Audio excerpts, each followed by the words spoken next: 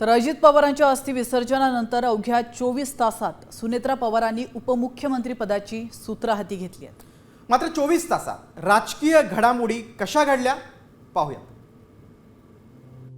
दिनांक 30 जानेवारी 2026 दुपारी 4:08 नीरा आणि कऱ्हा नदीच्या संगमावर अजित पवारांच्या अस्थींचं कुटुंबियांकडून विसर्जन करण्यात आलं।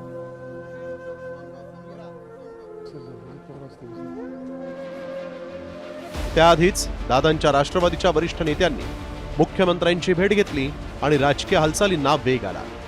त्यानंतर विधिमंडळ पक्षनेता आणि पक्षाच्या नेतृत्वासाठी उच्चस्तरीय बैठक झाली। दुसरीकडे मुख्यमंत्र्यांनीही नागपूरमध्ये प्रतिक्रिया देताना राष्ट्रवादी जो प्रस्ताव देईल त्याला पाठिंबा देण्याचं सुतोवाच केलं।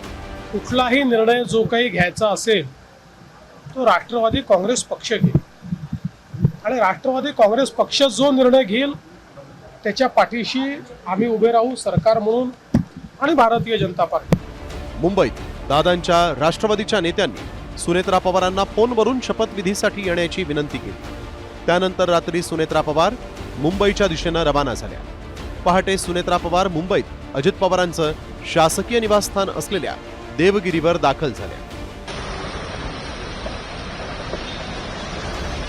दुसरीकडे पुण्यात शरद पवारांनी पत्रकार परिषद घेत सुनेत्रा पवारांच्या उपमुख्यमंत्री पदाविषयी आपल्याला काहीही माहित नाही असं सांगितलं। साहेब, आज शपथविधी होत आहे। शपथविधीला पवार कुटुंबियापैकी कोण कोण असणार आहे? माहिती आहे सुशा वर्षावर जायचं। साहेब, आपण उपस्थित राहणार अशी बातमी येत आहे। ते कसं विचित्र आहे, आपण जाणार आहात? नाही काही माहितीच नाही, आधी आहे का नाही हे माहिती। पवारांच्या या वक्तव्यानंतर मुंबईत राजकीय हालचालींना वेग आला। सकाळी 10:30 वाजता सुनील तटकरे प्रफुल्ल पटेलांच्या भेटीसाठी दाखल झाले। एकमेकांशी चर्चा केल्यानंतर सकाळी 11:30 वाजता दोन्ही नेते सुनेत्रा पवारांच्या भेटीसाठी देवगिरीवर पोहोचले। दुसरीकडे पुण्यात पवारांनी नाराजी व्यक्त केल्यानंतर पार्थ पवारांची धावाधाव झाली। त्यांनी सकाळी 11:30 वाजता गोविंद बागेत शरद पवारांसोबत तब्बल 1.5 तास चर्चा केली। याच दरम्यान मुंबईमध्ये 12:15 छगन भुजबळ, हसन मुश्रीफ, धनंजय मुंडे देवगिरीवर पोहोचले। त्यानंतर सर्व नेत्यांनी सुनेत्रा पवारांशी चर्चा केली।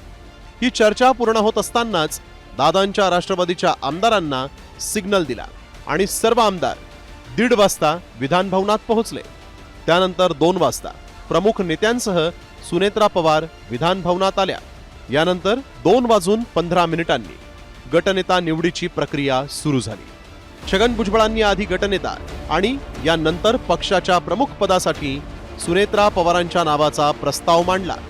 त्याला दिलीप वळसे पाटलांसह राष्ट्रवादीच्या नेत्यांनी अनुमोदन दिलं। यानंतर सुनेत्रा पवारांची गटनेतेपदी निवड झाली। ठराव मांडण्यात आला। मी स्वतः तो ठराव मांडला की आमच्या गटनेतेपदी राष्ट्रवादीच्या सुनेत्राताई पवार यांची नेमणूक करण्यात येत आहे आणि इथले सगळे अधिकार जे आहे विधानमंडळामधले त्यांना देण्यात येत आहे। त्याला हसन मुश्रीफ साहेब, दिलीप वळसे पाटील या सगळ्यांनी अनुमोदन दिलं। एकाच पत्रात 2 ठराव मांडले, त्यांची गटनेतेपदी निवड आणि विधानमंडळासंदर्भातील सर्व अधिकार त्यांना प्रदान करण्यात येत आहे। सुनेत्रा पवारांची गटनेतेपदी निवड केल्यानंतर छगन भुजबळांसह प्रफुल्ल पटेल, सुनील तटकरे आणि धनंजय मुंडे असे राष्ट्रवादीचे नेते मुख्यमंत्र्यांच्या भेटीला गेले।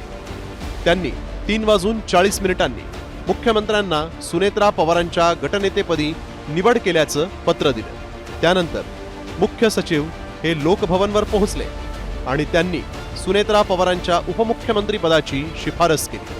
त्यानंतर राज्यपाल आचार्य देवव्रत यांनी त्यांना मान्यता देत लोकभवनमध्ये शपथविधीला मंजुरी दिली आणि त्यानंतर 5:10 सुनेत्रा पवारांनी अखेर राज्याच्या पहिल्या उपमुख्यमंत्री म्हणून शपथ घेतली। मी सुनेत्रा अजित पवार गांभीर्यपूर्वक प्रतिज्ञा करते की कायद्याद्वारे स्थापित झाले आहे अशा भारताच्या संविधानाबद्दल मी खरी श्रद्धा व निष्ठा बाळगीन।